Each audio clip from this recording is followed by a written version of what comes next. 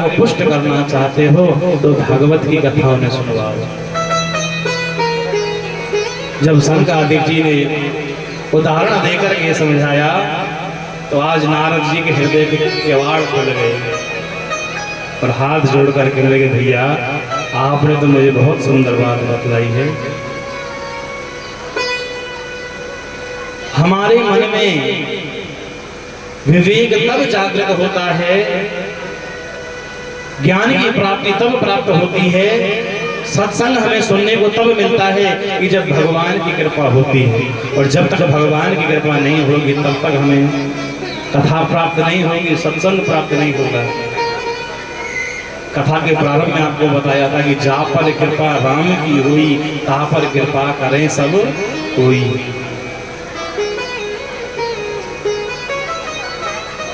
नारद जी कहते हैं, भैया भाग्योदयेन बहुजन्म समर्जितेन सत्संगमं च लभते पुरुषो यदा वै अज्ञान हेतु प्रतमोह मदान्धकार न संविदाहि तदोदयते विवेकः। जब भगवान की कृपा होती है तब जाकर हमें सत्संग प्राप्त होता है और सत्संग भगवान की कृपा से मिलता है और सत्संग से ही हमारे अंदर विवेक बुद्धि जागृत होती है। इसलिए तुलसी भी बाबा रामायण में लिखते हैं कि बिना सत्संग के भक्ति और ज्ञान की प्राप्ति नहीं हो सकती। इसलिए तुलसीदास बाबा कहते हैं, बिनु सत्संग विवेक ना होई, सत्संग विवेक ना होई, बिनु सत्संग विवेक ना होई, बिनु सत्संग विवेक ना होई। राम कृपा बिनु सुलभ ना सोई, राम कृपा बिनु सुलभ न सोई, राम कृपा बिनु सुलभ ना सोई, राम कृपा बिनु सुलभ न सोई। ये सर आवत अति कठिनाई, ये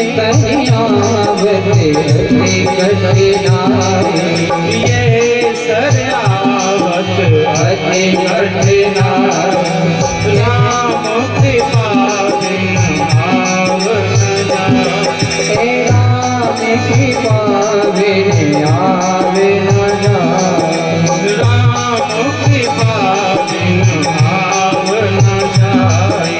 राम राम रटो मन मेरे, राम राम रटो मन मेरे, राम राम रटो मन मेरे, राम राम रटो मन मेरे। कट जाए जन्म मरण के तेरे, कटी जाए जन्म मरण के तेरे, कलयुग केवल राम आधारा, युग के बलि नाम आधारा, कलयुग केवल राम आधारा। युग के बलि नाम आधारा, तुम्हारे तुम्हारे दर पुत्र रघुमारा, तुम्हारी नरे उतरहु पारा, श्री राम जय राम जय जय राम। श्री राम जय राम जय जय राम।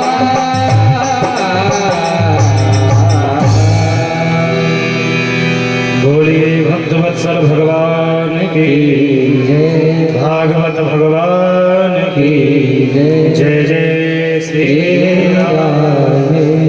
सभी भाव से दोनों हाथ ऊपर उठाकर बोलेंगे, भाव से राधे राधे राधे राधे राधे राधे राधे राधे राधे राधे राधे। अब बीच बीच में आपसे प्रश्न भी करता रहूँगा। अब पता तो चले आप सचमुच कथा सुन रहे हो कि व्यथा में लगे। कथा के प्रारंभ में मैंने बताया था कि सनकादिक जी सत्संग के लिए भ्रमण कर रहे थे। कहाँ पर, कहाँ घूम रहे थे? अब बताओ।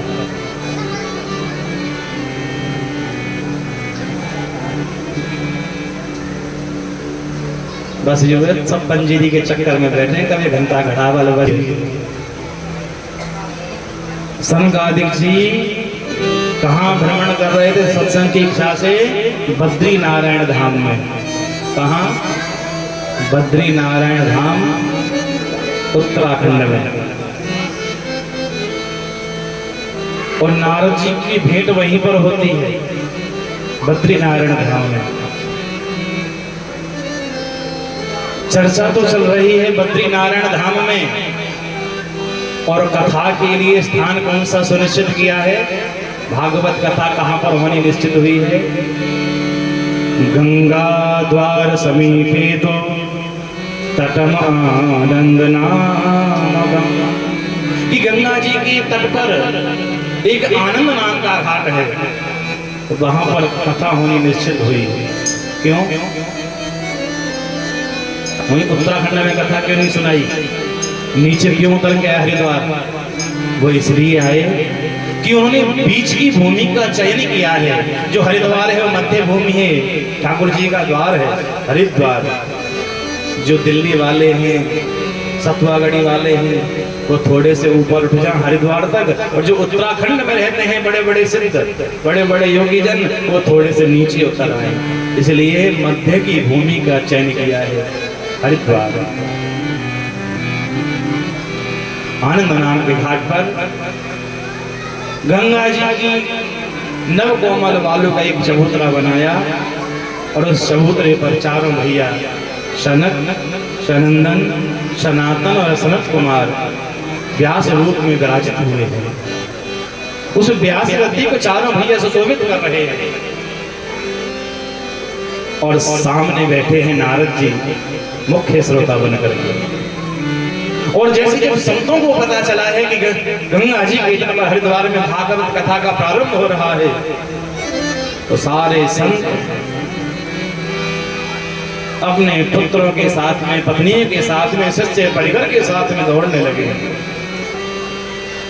भृगु वसिष्ठ च्यवनश्च गौतमो मेधातिथिर्देवन देवरातम। भगवान परशुराम आए, भृगु जी आए, वशिष्ठ जी, च्यवन ऋषि, गौतम ऋषि आए हैं, और तो स्वयं पराशर ऋषि और साक्षात वेद व्यास भगवान भी कथा सुनने के लिए विराजित हो गए हैं। योगेश्वरो व्यास पराशरौ च, दोनों पिता पुत्र आए हैं, व्यास जी फिर पराशर जी भी, और सभी पंक्तिबद्ध अपना अपना स्थान लेकर के पंडाल में बैठ गए हैं कथा सुनने के लिए। सनकादिक जी ने कथा सुनानी प्रारंभ की है। कथा के आरंभ में भगवान के नाम की जय जयकार हुई है, शंख ध्वनि हुई, और सनकादिक जी कथा सुनाते हुए कहने लगे, नारद जी ये जो भागवत की कथा है वो कभी संपूर्ण नहीं होती है, उसे केवल विराम दिया जाता है, क्योंकि भगवान की कथा तो अनंत है, भगवान के रूप अनंत हैं, भगवान के नाम अनंत है। हरि अनंत हरि कथा अनंता, कहीं सुनई बहुविध सब सब। भगवान की कथा में केवल विराम होता है, वो कभी समाप्त नहीं होती, संपूर्ण नहीं होती है। इसलिए सनकादिक जी कहने लगे कि सदा सेव्या श्रीमद्भागवती कथा, यस्य श्रवणमात्रेण हरिश्चित्तं समाश्रये। इस भागवत की कथा को सदा सुनते रहना चाहिए। उससे क्या होगा कि भागवत कथा सुनने से भगवान हरि नारायण हमारे चित्त में आकर के बैठ गए, विराजित हो जाए। क्योंकि ये कोई पोथी नहीं है, ये भागवत कोई ग्रंथ नहीं है, तेनेयं वाङ्मयी मूर्ति प्रत्यक्षा वर्तते हरे। ये साक्षात भगवान श्री कृष्ण का वाणी रूपी विग्रह है। इसके प्रत्येक शब्द में भगवान श्याम सुंदर की श्यामलता छिपी हुई है और साक्षात कल्प वृक्ष है। सच्चे मन से आज प्रथम दिन है और आप ध्यान रखना 7 दिन कथा होगी। आप सच्चे मन से कथा में आकर के प्रतिदिन आइए समय से और आनंद से मन में कोई भी संकल्प रखकर भगवान की कथा सुनो। आपका संकल्प आपका मनोरथ अवश्य पूर्ण होगा। ये साक्षात कल्प वृक्ष है। तेनेयं वाङ्मयी मूर्ति प्रत्यक्षा वर्तते हरे। और आज खाली काल में इस सर्वत्र फैला हुआ है, प्रचलित है। सनकादिक जी कथा सुना रहे थे तभी एक आश्चर्य हुआ कि कथा पंडाल में एक युवती 2 बुढ़ों को लेकर के आ गई। अब आप ही विचार करो, हमारे गांव में कथा हो रही है और गांव के बहुत सभी व्यक्तियों को जानते हैं, पर अचानक कोई ऐसा व्यक्ति आ जाए जिसे हम नहीं जानते हों तो फिर कथा से ध्यान हटकर उस व्यक्ति में जाएगा। सब सोचेंगे भैया कौन आए हो, कहाँ पे आए हो, कैसे आए हो। मन में अनेक तरह के प्रश्न उठेंगे। इसी तरह जब कथा पंडाल में वो युवती 2 बुढ़ों के साथ में आई तो जितने भी कथा में ऋषि मुनि बैठे थे, जितने भी श्रोता बैठे थे, सबके मन में यही प्रश्न उठने लगा कि कथम प्रविष्टा कथमा गतेयं मध्ये मुनि नाम दी तर्कयन्ता। सब तर्क वितर्क करने लगे, भैया ये कौन आई है, कहाँ से आई है, कैसे आई है। और वो कौन थी? वो थी साक्षात भक्ति महारानी, जो अपने दोनों पुत्र ज्ञान और वैराग्य को लेकर कथा में आई कि भक्ति सुतौ तौ तरणो गृहीत्वा प्रेमिक रूपा सहसा विरासी। श्री कृष्ण गोविंद हरे मुरारे नाथेति नामानि मुहुर्वदन्ति। श्री कृष्ण हरे मुरारे नाथेति नामानि मुहुर्वदन्ति। बार बार भगवान का संकीर्तन करते हुए जैसे भक्ति महारानी पंडाल में आई तो भक्ति महारानी ने देखा कि पूरा पंडाल भरा हुआ है, कहीं पर बैठने की जगह नहीं है। तो भक्ति महारानी ने हाथ जोड़कर के पूछा, गुरुदेव आपने सभी के लिए सुंदर व्यवस्था की है कि कहाँ बैठना है, पर मेरे लिए कोई स्थान नहीं है, मुझे बताओ मैं कहाँ बैठूं। संकालिक जी बोले, देवी जितने भी श्रोता कथा सुनने के लिए बैठे हैं आप उन सबके हृदय में जाकर के विराजित हो जाओ। निरंतरम वैष्णव मानसानि। जितने भी कथा सुनने के लिए पंडाल में बैठे हैं आप सबके हृदय में जाकर के बैठो। भक्ति महारानी हमारे हृदय में कब बैठेंगी, ध्यान देना।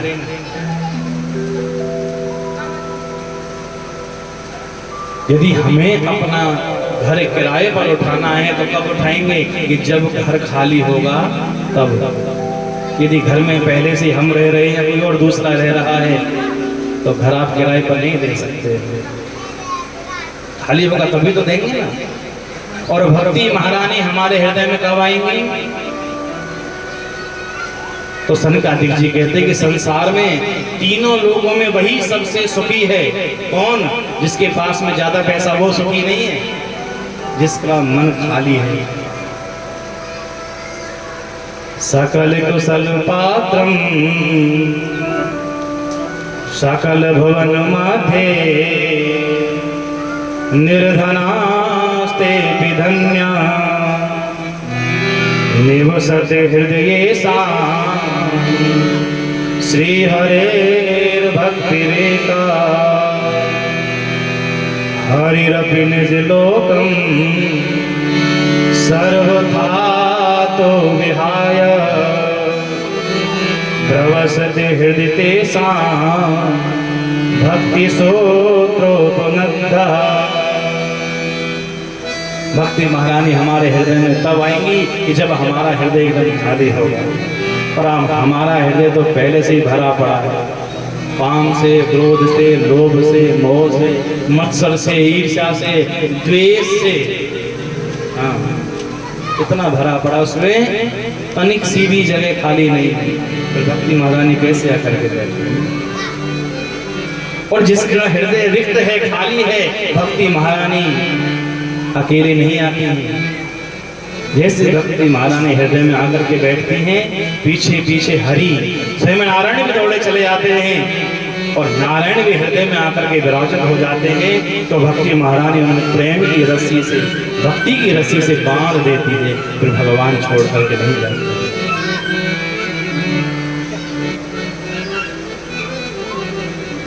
सनकादिक जी ने भागवत कथा श्रवण कराई।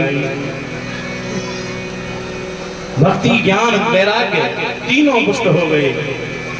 नारद जी को भी आश्चर्य हुआ कि धन्य है भागवत की कथा, जिसे सुनकर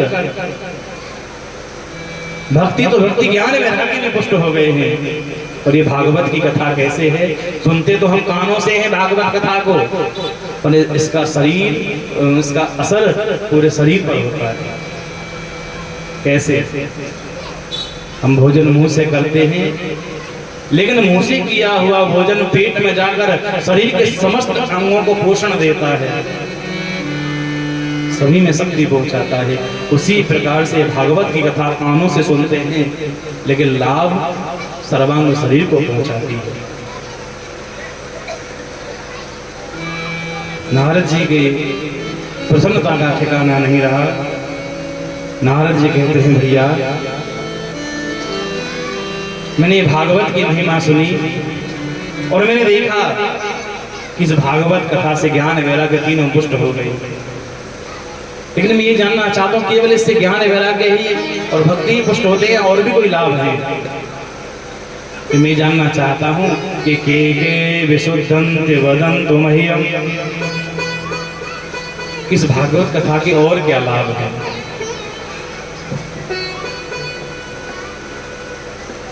सनकादिक जी बोले, नारद जी आप ये मन से विचार ही निकाल दो कि क्या क्या लाभ है।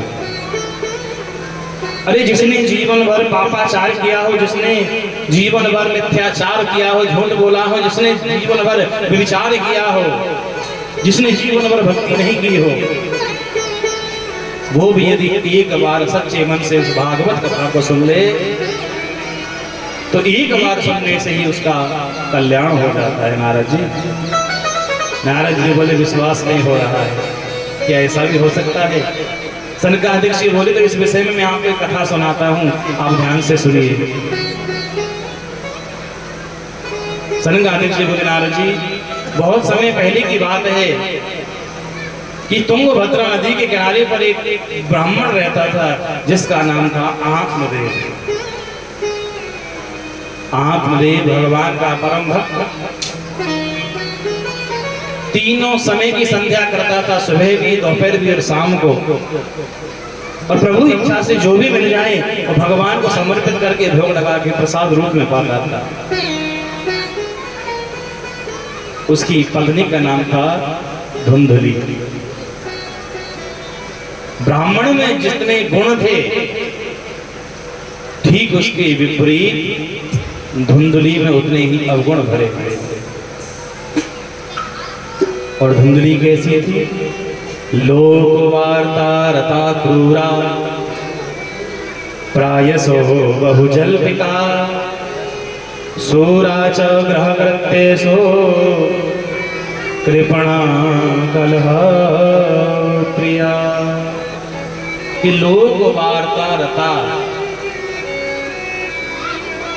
धुंधली जल्दी जल्दी अपने घर का काम निपटावे और पड़ोसन के यहाँ जाके दिन भर गप्पे हाँके, एक दूसरे की बुराई करे। और यदि कोई विपरीत बात हो जाए, उसके कोई सामने आ जावे, फिर लठ बजाने के लिए भी खड़ी हो जावे। क्रूरा, सूरा भी है। प्रायसो बहु जल्पिका, जल्पिका का मतलब होता है अधिक बोलने वाली, व्यर्थ में, जो व्यर्थ में ज्यादा बोलते हैं ना बिना काम के भी, उस जल्पक कहते हैं, जल्पिका। लेकिन घर का काम करने में बड़ी कुशल है। इतनी लोभी है कि पड़ोसन के घर से मांग के तो ले आएगी, पर अपने यहाँ से फूटी कौड़ी भी नहीं देगी। एक नंबर की लोभी। लेकिन फिर भी आत्मदेव अपने जीवन में सुखी है। आत्मदेव ने घर में एक वृक्ष लगाया। जब से उस आंगन में वृक्ष लगाया तब से लेकर वो वृक्ष बड़ा भी हो गया, लेकिन उस वृक्ष पर कभी ना तो कोई फूल आया ना कोई फल लगा। आत्मदेव ने घर में गाय पाली, और जब से वो गाय आत्मदेव के घर में आई, उस गाय ने भी किसी बच्चे को जन्म नहीं दिया। वो गाय भी बांझ रह गई। एक दिन आत्मदेव संध्या वंदन करने के बाद में घर में एकांत में बैठे थे और मन से यही सोच लगे कि मैंने पिछले जन्म में कौन सा ऐसा पाप किया है कि जिसके फलस्वरूप मैंने संतान का मुख नहीं देखा, मेरे घर में कोई बेटा बेटी नहीं हुआ। अरे मैंने एक वृक्ष लगाया, वो वृक्ष भी फल फूल से रहित रहा। मैंने एक गाय पाली, वो भी बांझ, मेरी भी कोई संतान नहीं हुई।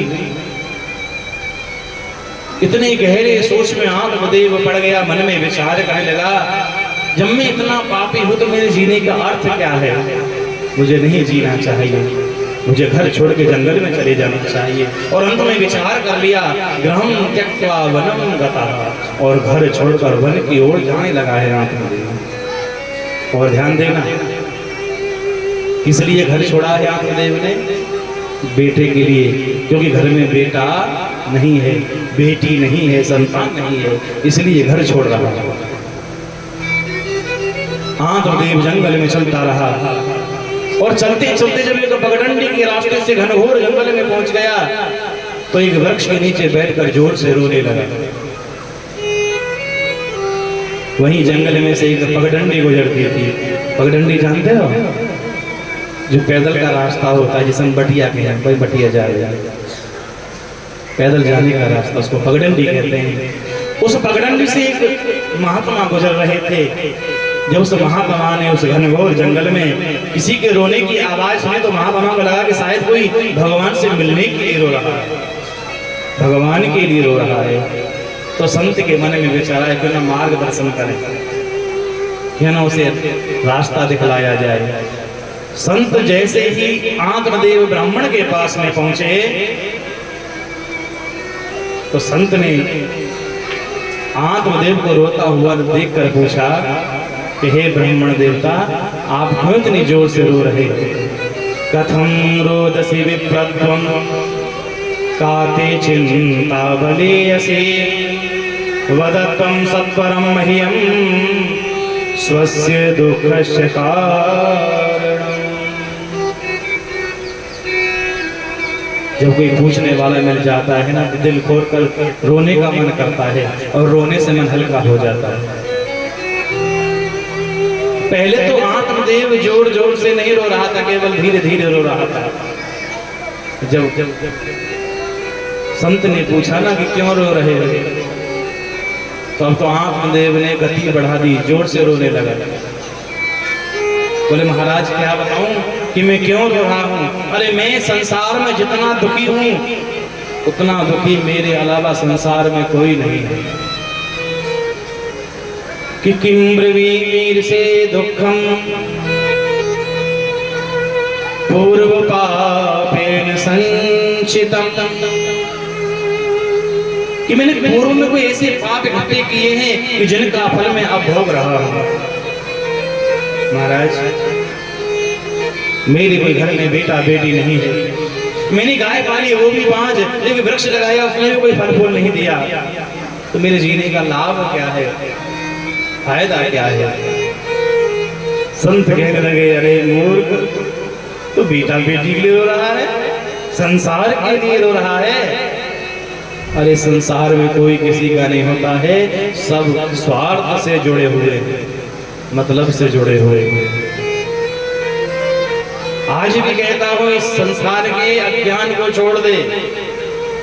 मुंचा ज्ञानम प्रजारूपम बलिष्ठा कर्मणो गति विवेकम तु समासाद्य त्यज संसार वासना।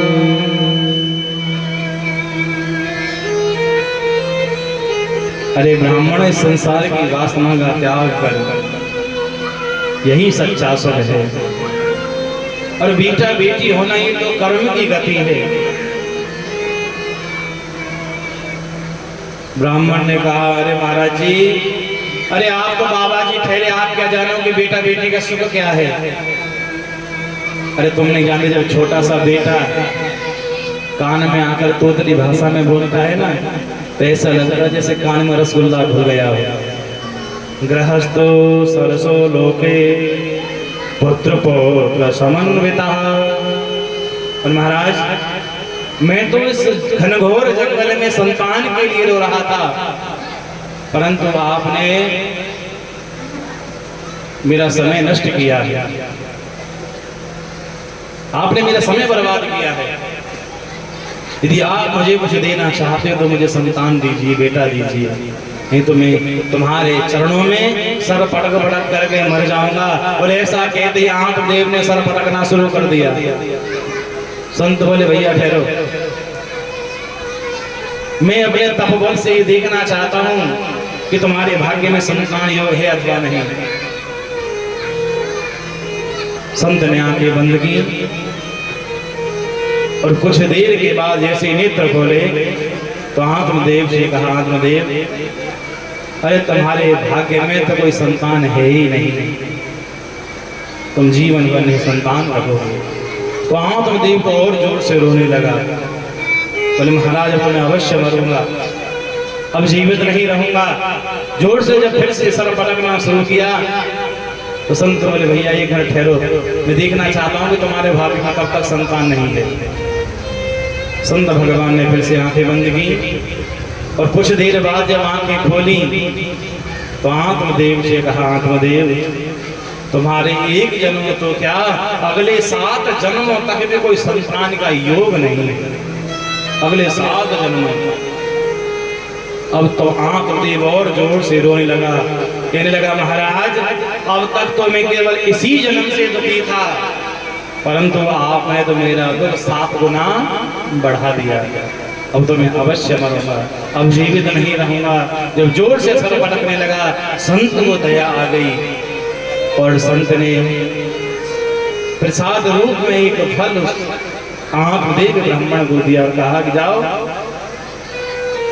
ये फल ले जाकर अपनी पत्नी को खिला देना, और ठाकुर जी की कृपा से तुम्हारी पत्नी को एक सुंदर सा बेटा होगा, 3 पुत्रों ते निर्मला। और ध्यान देना, कहा तो उसके भाग्य में 7 जन्मों तक कोई संतान योग नहीं था, लेकिन एक संत ने अपने तप बल से भगवान के लिखे हुए को भी बदल दिया। ये होता है भजन का प्रभाव, भक्ति का प्रभाव। वो फल लेकर दौड़ा दौड़ा घर पर आया, पत्नी को सारा वृतांत बतलाया और फल दे दिया। धुंधली ने कहा, महाराज चिंता मत करो, मैं नहाने धोने के पश्चात ये फल प्रसाद रूप में ग्रहण कर लूंगी, आप अपना काम करो। आत्मदेव अपनी पत्नी को फल देकर बाहर चले गए। उस फल को हाथ में लेकर धुंधली सोचने लगी कि यदि मैं ये फल खाऊंगी तो गर्भवती हो जाऊंगी, और जब गर्भवती हो गई तो फिर मेरा पेट बढ़ना शुरू हो जाएगा, अब मैं कितनी सुंदर लगती हूँ, और जब मोटा पेट हो जाएगा तो कितनी कुरूप लगूंगी, तो सुंदर नहीं लगूंगी। जब पेट बड़ा हो जाएगा, पेट में बच्चा रहेगा, तो मेरा भोजन भी कम हो जाएगा, अब मैं 4 रोटियां खाती हूँ तब 2 ही रोटियां खा पाऊंगी। जब भोजन कम होगा तो फिर कमजोरी आएगी, और जब कमजोरी यदि मेरे अंदर आ गई तो मैं, यदि गांव में चोर आ गई या आग लग गई, सब लोग तो गांव छोड़कर भाग जाएंगे, पर मैं मोटा पेट लेकर कमजोरी के कारण भाग नहीं पाऊंगी, मेरी तो यही मृत्यु हो जाएगी। और कई बार मैंने सुना है कि माताएं बच्चे को जन्म देते समय भी मर जाती हैं, यदि मैं भी मर गई तो फिर क्या हो। और सबसे बड़ा दुख है लालन पालन करने का। बच्चे के लालन पालन में बड़े कष्ट उठाने पड़ते हैं। बच्चे को सूखे में सुलाना पड़ता है, स्वयं गीले में सोना पड़ता है। लालने पालने दुखम प्रसूतायाश्च वर्तते। इतने में ही धुंधली की छोटी बहन आई। धुंधली की बहन ने पूछा, बहन कैसे चिंता में मग्न हो, क्या बात है? तो धुंधली ने अपने मन की सारी बात बताई। बहन, तुम्हारे जीजा जी एक फल लेकर के आए हैं और इसके प्रभाव से मुझे संतान होगी, पर ये फल मैं खाना नहीं चाहती। बोले चिंता मत करो, एक काम करो, यदि फल की परीक्षा करनी है तो ये फल तुम अपनी गाय को खिला दो। और जब इस समय में गर्भवती हूँ और इस बार जो बच्चा होगा वो तुम्हें सौंप करके जाऊंगी, लेकिन ये बात अपने पति को मत बताओ। यदि तुम्हारे पति पूछें कि फल खाया कि नहीं खाया तो उनसे कह देना कहा मैंने फल खा लिया। दोनों बहनों ने बातचीत की और एवं कुतर्क योगेन तत्फलम नैव भक्षितम। और इस प्रकार तर्क वितर्क करते हुए कुतर्क बुद्धि के द्वारा धुंधली ने वो फल नहीं खाया। धीरे धीरे समय बीतता रहा। जब धुंधली की बहन ने एक छोटे से बच्चे को जन्म दिया तो धुंधली की बहन अपना बच्चा अपनी बड़ी बहन धुंधली को सौंप करके चली गई। और जब आत्मदेव को पता चला कि मेरे घर में बेटा हुआ है तो बड़ा प्रसन्न हुआ। पर थोड़ी थोड़ी देर बाद जब वो बच्चा भूख के कारण रोने लगा तो आत्मदेव दौड़ा दौड़ा पत्नी के पास में गया। पूछा, देवी हमारा बेटा क्यों रो रहा है? धुंधली ने कहा, महाराज मेरे दूध नहीं उतर रहा है इसलिए भूखा रो रहा है। यदि आपकी आज्ञा हो जाए तो मैं अपनी छोटी बहन को बुला लूं, क्योंकि उसका बच्चा मर गया है, वो इसे दूध पिलाते रहे। बोले जैसे तुम्हारी मर्जी। धुंधली ने अपनी छोटी बहन को बुला लिया। नामकरण का अवसर जब आता है और नामकरण की जब तैयारियां हो जाती हैं तो आत्मदेव कहते हैं कि देवी मैं अपनी बेटे का कोई सुंदर सा नाम रखूंगा। तो धुंधली कहने लगी, महाराज तुम्हें भले ही भलो लगे चाहे बुरो लगे, पर एक बात स्पष्ट किए देती हूँ कि मैंने इस बेटे को 9 महीने अपने गर्भ में रखा है, कष्ट उठाए हैं, इसलिए बच्चे का नाम तो मैं ही रखूंगी। बोले देवी जैसी तुम्हारी मर्जी। तो धुंधली बोली कि मेरा नाम धुंधली है इसलिए मेरे बेटे का नाम होगा धुंधकारी।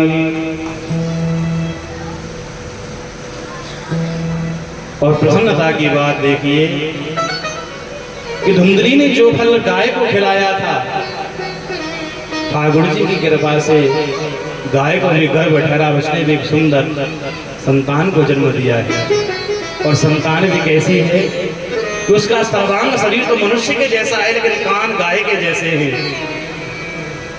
बड़े बड़े कान हैं। इसलिए आत्मदेव ने उस बच्चे का नाम रखा गोकर्ण। बोले गोकर्ण जी महाराज की जय। धीरे धीरे समय बीतता रहा। दोनों बच्चे बड़े हुए। जब दोनों बच्चे बड़े हुए हैं तो जो गोकर्ण था वो बहुत बड़ा ज्ञानी पंडित हुआ है और जो धुंधकारी था वो एक नंबर का दुष्ट हुआ। गोकर्ण पंडितो ज्ञानी धुंधकारी महाकलह। एक नंबर का दुष्ट धुंधकारी हुआ।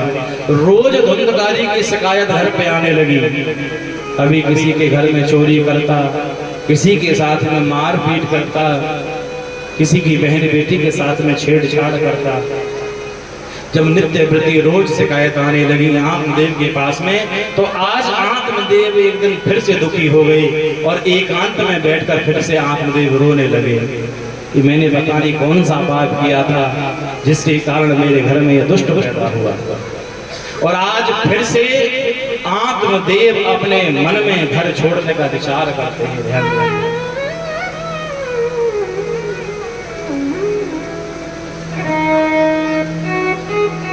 पहले घर किस लिए छोड़ रहे थे कि घर में बेटा नहीं था इसलिए घर छोड़ा आत्मदेव ने।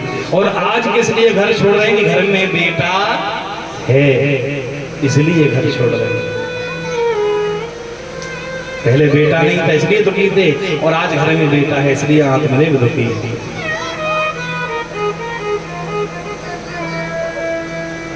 और इस संसार में सुखी वही है कि जो भगवान की भक्ति करते हैं। नहीं तो संसार में हर व्यक्ति को कोई ना कोई दुख लगा हुआ है। कोई शरीर से दुखी है, कोई धन के बिना दुखी है, मणिराम नहीं है। तो किसी के पास में धन भी है, तन भी सुखी है, लेकिन मन में दुख है। हाँ, मन से बैठे बैठे सोच रहे हैं भैया यहाँ पे तुम्हें पैसा कैसे आएगा, हम तो रोज कमा रहे हैं, ये तो कछु ना करे, घर में ही बैठे रहे हुए। और कि मन में ही पद पतल चलती है, तो वो मन से दुखी। इसलिए संत कहते हैं कोई तन दुखी, कोई मन दुखी, कोई धन बिन रहते उदास, और थोड़े थोड़े सब दुखी, सुखी प्रभु के दास। जो भगवान की भक्ति करते हैं वही सुखी हैं, अन्यथा सब दुखी हैं। यह संसार ही क्या है? दुखों का घर है, दुखालयम शाश्वतम। जैसे ही घर छोड़ने का मन में विचार आया है और घर छोड़ने के लिए जैसे ही आत्मदेव तैयार होते हैं, इतने में उनका छोटा बेटा गोकर्ण आ गया। गोकर्ण ने कहा पिताजी कहाँ जा रहे हैं? तो बेटा मैं घर छोड़ रहा हूँ, बड़ा दुखी हो गया, अब भगवान का भजन करूंगा। आत्मदेव कहने लगे पिताजी यदि घर छोड़ रहे हो तो फिर एक बात सुनते जाओ। बोले बेटा कौन सी बात? कि पिताजी ये जो शरीर है ना, शरीर से मोह मत रखो। ये शरीर हाड़ मांस से बना हुआ है, आज है कल नहीं रहेगा।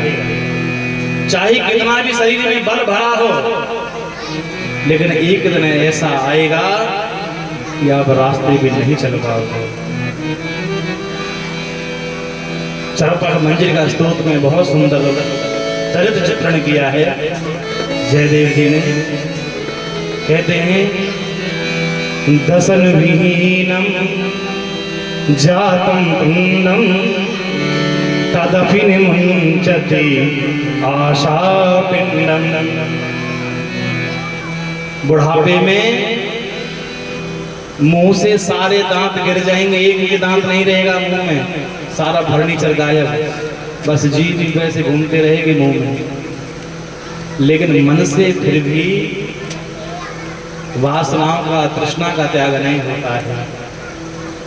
बच्चे नमकीन खाएंगे ना, तो नमकीन को मन करे, मुंह में दांत ना, लेकिन फिर भी बालकन देखेंगे बेटा ऐसे कर अपनी मम्मी से कह दे, दादी से कह दे, थोड़े से सिल्क पीस के ले देंगे, ठंकी मार लेना जो साफ हो जाएगा। दसन विहीनम जातम कुंडम तदप निमुंचति आशा पिंडम। फिर भी आशा तृष्णा नहीं छूटती। लेकिन ठाकुर जी ने ऐसी व्यवस्था की है कि जब तक मुंह में दांत हैं तो सब कुछ खाओ, यदि मुंह में दांत नहीं है, जंगल में रह रहे हो और हलवा को मन कर रहे हो, तो हलवा कैसे मिले जंगल में? तो ठाकुर जी ने क्या व्यवस्था की है? केला की व्यवस्था की है। पक्यो सब केला ले हो, एक भूसा मारो, पिलपिल हो जाएगा, हलवा के स्वाद लगेगा।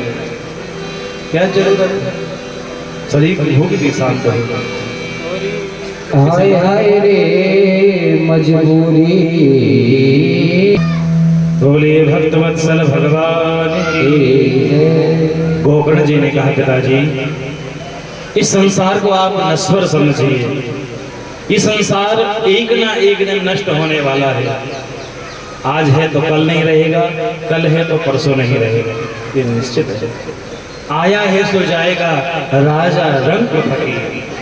जो आया है वो जाएगा जरूर, चाहे वो राजा हो या भिखारी हो। किसने कितना कमाया, जीवन में किसका कितना महत्व है, यदि ये देखना हो तो शमशान में जाकर के देखो। एक राजा की चिता देखो और एक गांव में एक भिखारी की चिता को देखो, दोनों में आपको समानता नजर आएगी, कोई अंतर नहीं होगा। दोनों की ढेरी एक जैसी होगी, तब वहां जाकर के पता चलता है कि जितनी भी हाय हाय है वो सब जीते जी का जंजाल है। मरने के बाद सब एक 1.25 मीटर लाल कपड़े में बंद करके ही गंगा जी पहुंचते हैं। बस इतनी हमारी औकात है। इसलिए प्यारे भगवान का भजन करो, वैराग्य राग रसिको भक्ति निष्ठा। वैराग्य धारण करके रसिक जन बन करके भगवान की भक्ति करो, यही जीवन का मूल मंत्र है। वो कर्ण जी कहते पिताजी धर्म का आचरण करो, धर्म के मार्ग पर चलो। धर्मं भजस्व सततं त्यज लोक धर्मान् सेवस्व साधु पुरुषान् जहि काम कृष्णा।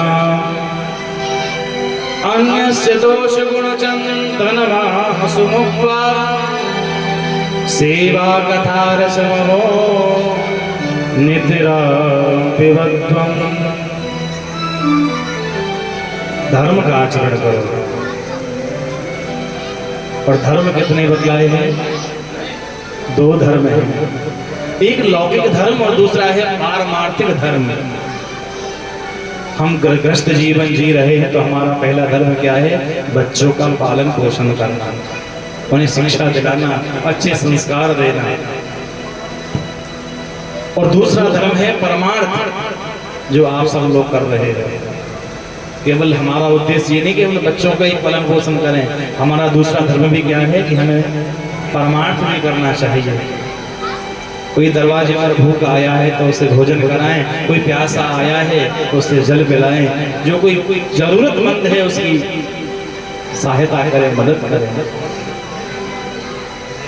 शिवस्व साधु पुरुषान्, संतों की सेवा करें और कभी भी किसी के गुण दोष नहीं देखें। अन्यस्य दोष गुण चिंतन सुमुक्त्वा, किसी के अंदर यदि बुराई है उस बुराई को मत देखो। यदि देखना है तो सामने वाले की अच्छाई देखो, क्योंकि बुराई तो हर जीव के अंदर है, हर व्यक्ति के अंदर है, आपके अंदर भी है, मेरे अंदर भी है। किसी की प्रकट हो जाती है, किसी की छुपी रहती है, बस इतना अंतर है। सर्वज्ञ तो केवल एक परमात्मा है, बाकी हर जीव के अंदर कोई ना कोई बुराई है। भगवान श्री कृष्ण भागवत जी के 11वें स्कंद में उद्धव जी से कहते, उद्धव गुण दोषा तिसर दोषा गुणस्तु भयवर्जिता। यदि देखना है तो किसी का गुण देखो, बुराई मत देखो। सेवा कथा रसमहो नितरा पिबध्वम्, निरंतर भगवान की सेवा में रत रहो और अपने मन को मारो। ध्यान देना, यदि भगवान का भजन करना है, भगवान को पाना है, यदि भगवान की भक्ति करनी है तो मन को बार बार समझाओ। तुलसीदास जी भी रामायण में बार बार मन को कहते हैं, रे सतमना, अरे सतमन तू कहाँ भागता है? भगवान के चरणों में आ, भगवान की शरण में आ। और मन मारने के लिए कहीं वन में जाने की जरूरत नहीं है, कहीं जंगल में जाकर रहने की जरूरत नहीं है। ऐसा नहीं कि भाई मन कैसे लगे, घर में रहेंगे तो बालपन की याद तो आवेगी, कहीं जंगल में भजन करेंगे। घर छोड़ के जंगल में चले तो जाओगे, लेकिन जंगल में कब तक रहोगे? 1 दिन 2 दिन, लेकिन जब भूख लगेगी पेट में तो फिर अन्न के लिए मांगने के लिए तो गांव में ही आना पड़ेगा, तभी पेट भर सकोगे। इसलिए संत कहते हैं कि मन के मारे बन गए, मन मारने के लिए वन में चले जाते हैं। कि मन के मारे बन गए बन तज बस्ती मां, के कबीर मन लालची यह कहूँ ठहरना। ये मन बड़ा लालची है, कहीं ठहरता नहीं, एक जगह नहीं रुकेगा, दौड़ता ही रहेगा। इसलिए मन के हारने पर ही हार है और मन के जीतने पर ही जीत है। कि मन के हारे हार है और मन के जीते जीत, मन ही मिलावत राम सो तो मन ही करत भजी। यह तो गति है अटपटी झटपट लखही न को, जब मन की खटपट मिटे तो चटपट दर्शन हो। जब तक मन में खटपट रहेगी ना, तब तक भगवान का दर्शन नहीं होगा। और जैसे ही मन की खटपट मिटी तो चट से भगवान के दर्शन हो गए। आज 60 वर्ष की अवस्था में बेटी की एक एक बात आत्मदेव को बड़ी सुंदर लगी। और आज आत्मदेव ने घर छोड़ा और पिताजी के चले जाने पर गोकर्ण जी भी तीर्थ यात्रा के निकल गए। अब तो घर में दोनों माँ बेटा बचे हैं, धुंधली और धुंधकारी। छोटा भाई भी घर छोड़ के चला गया, पिताजी भी घर छोड़ के चले गए। अब तो कोई कहने सुनने वाला नहीं बचा, तो धुंधकारी की उदंडता और बढ़ गई। एक दिन अपनी माँ को पीटने लगा, कहने लगा, अरे दुष्टा कलंकनी, पिताजी बहुत सारा धन छोड़ कर के गए, बता तुमने कहाँ छुपाया है। धुंधली बार बार रोती, बेटा मेरे पास में कोई धन नहीं है, तुम्हारे पिताजी कुछ भी छोड़ करके नहीं गए। नहीं तुम झूठ बोलती हो। और एक दिन अपनी माँ के ऊपर हाथ उठा दिया। धुंधली बड़ी रोई और इतनी लज्जित हो गई धुंधली कि एक दिन शाम के समय अंधेरे में घर छोड़कर जंगल की ओर निकल गई। रोती रोती जा रही थी, आंखों में आंसू भरे थे। रास्ते में एक कुआं पड़ा, अंधेरे के कारण देख नहीं पाई। वो धुंधली उस कुएं में जा गिरी और उसका भी प्राण हो गया। धुंधली मर गई। अब तो घर में केवल अकेला धुंधकारी रह गया। अब तो बिल्कुल मुक्त हो गया, उदंड हो गया। और एक दिन क्या किया, बाजार से 5 गणिकाओं को लाकर घर में बैठा दिया। 5 वेश्या बाजार से लाया, 5 पत्नियां। आप जानते हो एक पत्नी का खर्चा तो उठाया नहीं जाता, और जिसके 5 खर्चा कितना बढ़ जाएगा। पहले तो धुंधकारी छोटी छोटी चोरियां करता था, तो बड़ी बड़ी चोरियां करने लगा। तो घर में 5 पत्नी और सभी में रोज आकर के बंटवारा करता है। रोज फिर भी कोई ना कोई रोज शिकायत करती है, महाराज हमारे लिए ये लाओ, हमारे लिए वो लाओ। धुंधकारी एक दिन परेशान हो गया और राजा के यहाँ बहुत बड़ी चोरी हुई, बहुत सारा धन लूट करके लाया। 5 पत्नियों में बांट दिया। 5 पत्नियां बड़ी प्रसन्न, पूछने लगी, महाराज इतना सारा धन कहाँ से लाए। जब पत्नियों ने प्रेम से पूछा तो धुंधकारी ने सच्चाई बतलाई। कहा कि आज मैंने राजा के यहाँ बहुत बड़ी चोरी की है और राजा के यहाँ से सारा धन लूट करके लाया है। 5 पत्नियों ने सोचा, यदि ये रोज राजा के यहाँ इसी प्रकार चोरी करेगा तो एक ना एक दिन अवश्य पकड़ा जाएगा, ये तो सूली पर चढ़ेगा ही, और राजा इसके साथ में हमें भी मृत्यु दंड देगा। तो 5 ने क्या किया, जैसे ही रात में 4 पाई पर धुंधकारी सोया, सोते धुंधकारी को रस्सियों से बांधा और उसके मुंह में जलते हुए अंगार डाले, जलती हुई लकड़ियों से उसे पीटा। इतनी जोर से पीटा कि रोते चिल्लाते हुए उस धुंधकारी ने भी अपने प्राण त्याग दिए। 5 पत्नियों ने घर में से सारा सामान इकट्ठा किया और पोटली बांधकर सारे के सारे एक साथ घर से 9 तो 11 हो गए। सारा सामान लेकर चली गई। धुंधकारी की मरने के बाद की जो भी क्रिया होती है, मृतक की जितनी भी क्रिया होती हैं, कोई भी क्रिया नहीं हुई, इसलिए वो प्रेत योनि को प्राप्त हुआ और प्रेत बनकर भटकने लगा धुंधकारी। 1 वर्ष के पश्चात घूमते घूमते एक दिन शाम के समय के गोकर्ण जी अपने घर पर आए। उन्होंने घर का दरवाजा खोला, कमरे में सफाई की आसन लगाया और जैसे आसन पर बैठे तो सामने की दीवार पर उन्हें तरह तरह की आकृतियां दिखाई देने लगी। कभी तो हाथी बन जाए, कभी इंद्र बन जाए, कभी भेड़िया बन जाए, कभी अग्नि का रूप ले ले। लेकिन गोकर्ण जी डरे नहीं, कमंडल में से जल लिया, उस जल को पढ़ के दीवार की ओर छिड़क दिया। वो आकृति शांत हो गई और जो आकृति बार बार बदल रही थी वो प्रेत के रूप में प्रकट हो गई और वो आकृति बोल नहीं पा रही थी, इसलिए इशारों से बात करने लगी। और ध्यान देना, जो प्रेत होता है ना, प्रेत के ना तो कान होते हैं, ना आंख होती है, ना मुख होता है, ना नाक होती है, केवल उसकी जगह छिद्र रहते हैं छोटे छोटे प्रेत के लिए। कोई भी व्यक्ति जब गुजरता है तो 12 दिन तक, जब तक उसकी 12 की क्रिया नहीं होती है, 12 ब्राह्मण नहीं बैठते हैं, तब तक प्रेत योनि में रहता है। प्रेत को जल देने के लिए ही हम पीपल के वृक्ष पर मटकी लटकाते हैं। उस प्रेत के मार्ग को प्रकाशित करने के लिए हम दीपक जलाते हैं।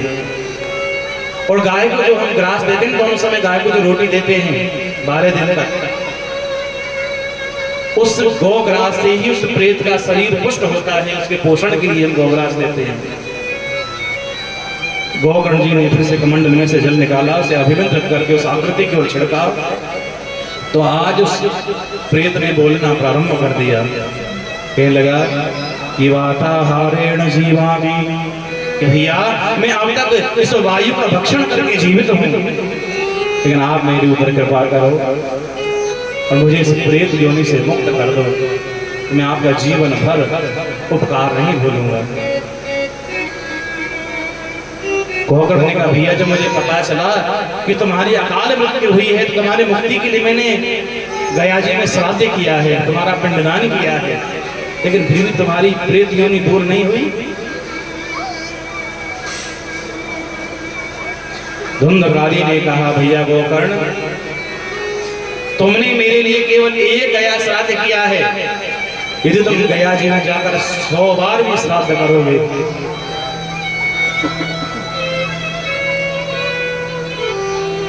गया श्राद्ध सत्यम नापी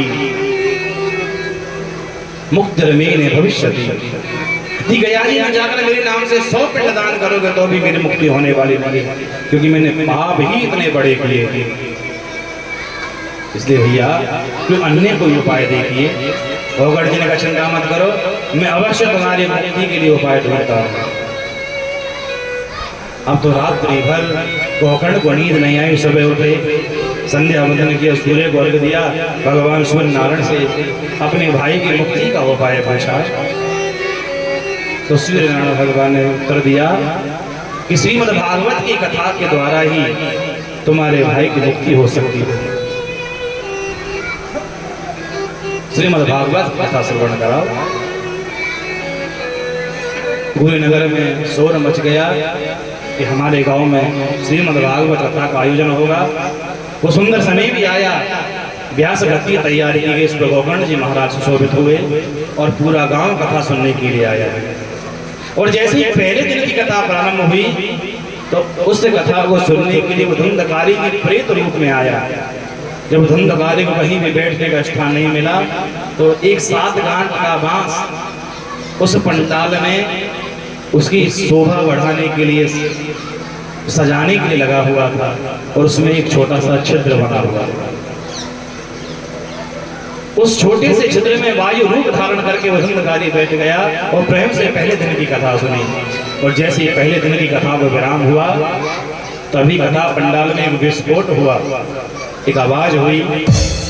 सभी ने देखा कि जो 7 गांठ का बांस था, उसकी एक गांठ टूट गई थी।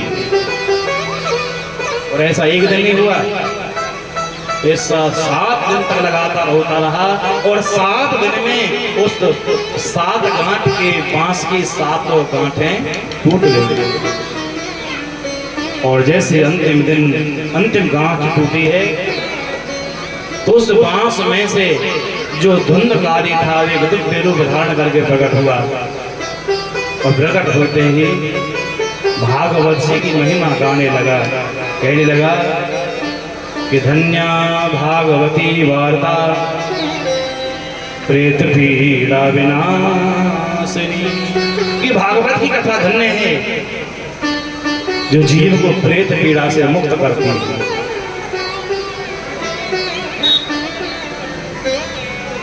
तभी एक आश्चर्य हुआ, आकाश मार्ग से भगवान के पार्षद एक दिव्य विमान लेकर के आए।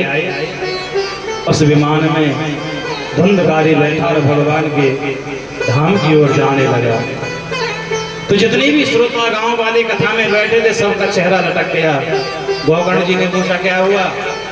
सारे श्रोता बोले महाराज कथा तो हमने भी सुनी, पर विमान एक ही क्यों आयो, हमारे लिए क्यों विमान ना आए, हमने भी तो कथा सुनी।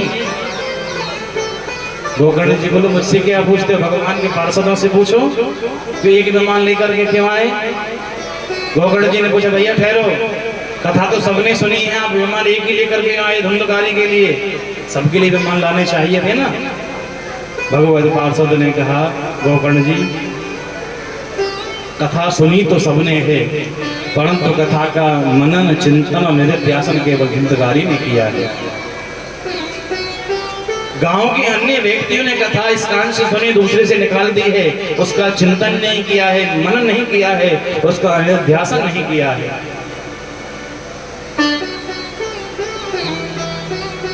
और धुंधकारी ने चिंतन भी किया, मनन भी किया, निधिध्यासन भी किया, इसलिए विमान हम एक ही लेकर के आए। अब तो सब के सब उदास हो गए और भगवान के पार्षद धुंधकारी को लेकर के चले गए। गोकर्ण जी बोले चिंता मत करो, हम फिर से गांव में कथा का आयोजन करेंगे। और सुंदर वो समय आया, फिर से कथा का आयोजन हुआ है। इस बार सारे के सारे श्रोता सावधान होकर के कथा सुन रहे हैं। और जैसे सप्तम दिवस की कथा को विराम हुआ है, साक्षात हरि कथा पंडाल में प्रकट हुए। और जैसे भगवान राम समस्त अयोध्या वासियों को अपने साथ में सुधाम लेकर के गए, आज स्वयं भगवान हरि भी अपने समस्त भक्तों को अपने साथ में लेकर के सुधाम जाते हैं।